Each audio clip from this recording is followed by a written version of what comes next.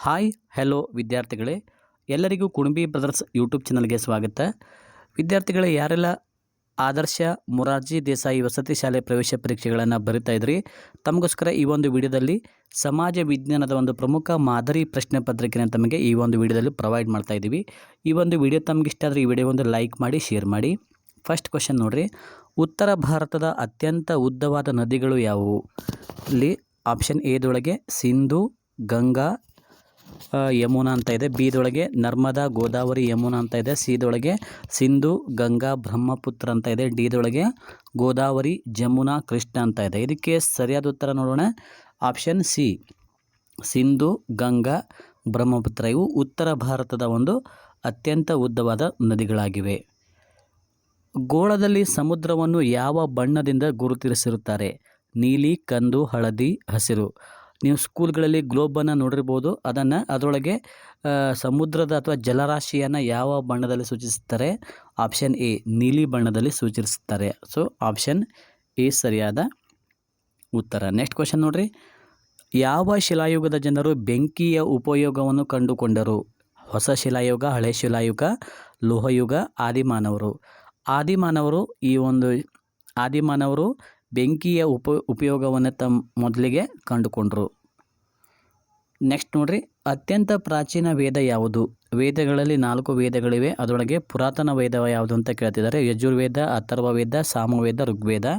ಇದಕ್ಕೆ ಸರಿಯಾದ ಉತ್ತರ ಆಪ್ಷನ್ ಡಿ, ಋಗ್ವೇದ ಅನ್ನೋದು ಅತ್ಯಂತ ಪ್ರಾಚೀನ ವೇದವಾಗಿದೆ. ನೆಕ್ಸ್ಟ್ ಕ್ವಶನ್ ನೋಡ್ರಿ, ಬುದ್ಧನ ಬಾಲ್ಯದ ಹೆಸರು ಏನು? ಮಹಾವೀರ, ಗೌತಮ, ಸಿದ್ಧಾರ್ಥ, ವಾಸುದೇವ ಅಂತ ಇದೆ.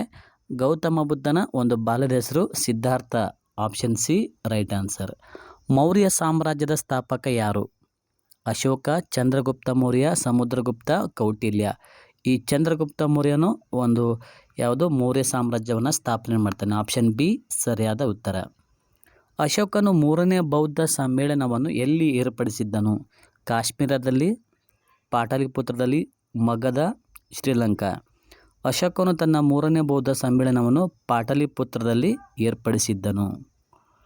ನೆಕ್ಸ್ಟ್ ಕ್ವಶನ್, ಬುದ್ಧ ಚರಿತವನ್ನು ಬರೆದವರು ಯಾರು ಅಥವಾ ರಚಿಸಿದವರು ಯಾರು? ಅಶ್ವಘೋಷ, ಬುದ್ಧ, ಮೆಗಾಸ್ತನೀಸ್, ಚಾಣಕ್ಯ ಅಂತ ಇದೆ. ಇದಕ್ಕೆ ಸರಿಯಾದ ಉತ್ತರ ಅಶ್ವಘೋಷ. ಇವನು ಬುದ್ಧ ಚರಿತವನ್ನು ಬರೆದಿದ್ದಾನೆ. ಹಾಗಿದ್ರೆ ಮೆಗಾಸ್ತನೀಸ್ ಇಂಡಿಕಾ ಅನ್ನುವಂಥ ಒಂದು ಕೃತಿಯನ್ನು ಬರೀತಾನೆ. ಚಾಣಕ್ಯ ಅರ್ಥಶಾಸ್ತ್ರ ಅನ್ನುವಂಥ ಒಂದು ಕೃತಿಯನ್ನು ಬರೀತಾನೆ. ಪಂಚತಂತ್ರವನ್ನು ರಚಿಸಿದವರು ಯಾರು? ಶೂದ್ರಕ, ಬಾಣಭಟ್ಟ, ಪತಂಜಲಿ, ವಿಷ್ಣು ಶರ್ಮ. ಈ ವಿಷ್ಣು ಶರ್ಮ ಪಂಚತಂತ್ರವನ್ನು ರಚಿಸ್ತಾರೆ. Option D right answer. Nalanda ವಿಶ್ವವಿದ್ಯಾಲಯ ಯಾವ ರಾಜ್ಯದಲ್ಲಿದೆ? ಕೇರಳ, ಬಿಹಾರ, ಮಧ್ಯಪ್ರದೇಶ, ಕರ್ನಾಟಕ. ಬಿಹಾರದಲ್ಲಿ ನಾವು ಈ ಒಂದು ನಳಂದ ವಿಶ್ವವಿದ್ಯಾಲಯನ ನಾವು ಕಾಣ್ಬೋದು. ನೆಕ್ಸ್ಟ್ ಕ್ವಶನ್ ನೋಡ್ರಿ, ಚಾಳುಕ್ಯರ ರಾಜಧಾನಿ ಯಾವುದು? ಬಾದಾಮಿ, ಪಾಟಲಿಪುತ್ರ, ಬನವಾಸಿ, ಪಟ್ಟದಕಲ್ಲು. ಬಾದಾಮಿ ಈ ಒಂದು ಚಾಲುಕ್ಯರ ರಾಜಧಾನಿಯಾಗಿದೆ. ಕದಂಬರ ರಾಜ ಲಾಂಛನ ಯಾವುದು? ಗರುಡ, ಹುಲಿ, ವರಾಹ, ಸಿಂಹ. ವರಾಹ ಅನ್ನುವುದು ಒಂದು ಕದಂಬರ ರಾಜ ಲಾಂಛನವಾಗಿದೆ. ಇದು ಕನ್ನಡದ ಮೊಟ್ಟ ಮೊದಲ ಒಂದು ರಾಜಮನೆತನವಾಗಿದೆ. ಯಾವುದು? ಕದಂಬರ. ಕದಂಬರ ರಾಜಧಾನಿ ಯಾವುದು? ಬನವಾಸಿ. ಇದು ಈ ವಂಶದ ಸ್ಥಾಪಕ ಯಾರು? ಮಯೂರ ಶರ್ಮ ಅನ್ನುವಂಥವನು ಈ ಕದಂಬ ವಂಶದ ಸ್ಥಾಪಕನಾಗಿದ್ದಾನೆ. ಸಾರ್ವಜನಿಕ ಆಸ್ತಿಗೆ ಇದು ಒಂದು ಉದಾಹರಣೆ. ಮನೆ, ಗಂಧದ ಮರ, ಖಾಸಗಿ ಬಸ್, ಖಾಸಗಿ ಕಂಪನಿ. ಇದು ಯಾವುದು? ಗಂಧದ ಮರ. ಇದು ಒಂದು ಸಾರ್ವಜನಿಕ ಆಸ್ತಿಯಾಗಿದೆ. ಹಾಗೆಯೇ ಬಾವಿ, ರಸ್ತೆ ಇವೆಲ್ಲ ಏನಾಗ್ತವೆ? ಸಾರ್ವಜನಿಕ ಆಸ್ತಿಗಳಾಗಿರ್ತವೆ. ಭಾರತದ ಸಂವಿಧಾನದ ಶಿಲ್ಪಿ ಯಾರು? ಮಹಾತ್ಮ ಗಾಂಧೀಜಿ, ಇಂದಿರಾ ಗಾಂಧಿ, ಅಂಬೇಡ್ಕರ್, ನೆಹರು ಅಂತ ಇದೆ. ಇದಕ್ಕೆ ಸರಿಯಾದ ಉತ್ತರ ಡಾಕ್ಟರ್ BR ಅಂಬೇಡ್ಕರ್. ಇವರನ್ನು ಭಾರತದ ಸಂವಿಧಾನದ ಶಿಲ್ಪಿ ಅಂತ ಕರೀತಾರೆ. ಗ್ರಾಮೀಣ ಹಂತದಲ್ಲಿರುವ ಪಂಚಾಯತ್ ಯಾವುದು? ಮಹಾನಗರ ಪಾಲಿಕೆ, ತಾಲೂಕು ಪಂಚಾಯತ್, ಜಿಲ್ಲಾ ಪಂಚಾಯತ್, ಗ್ರಾಮ ಪಂಚಾಯತ್. ಸರಿಯಾದ ಉತ್ತರ ಗ್ರಾಮ ಪಂಚಾಯತ್. ಇದು ಗ್ರಾಮೀಣ ಹಂತದಲ್ಲಿರುವಂಥ ಒಂದು ಪಂಚಾಯತ್ ವ್ಯವಸ್ಥೆಯಾಗಿದೆ. ಶಾಂತಿಯನ್ನು ಕಾಪಾಡುವ ಇಲಾಖೆ ಯಾವುದು? ಶಿಕ್ಷಣ ಇಲಾಖೆ, ಅರಣ್ಯ ಇಲಾಖೆ, ಪೊಲೀಸ್ ಇಲಾಖೆ, ಕಂದಾಯ ಇಲಾಖೆ ಅಂತ ಇದೆ.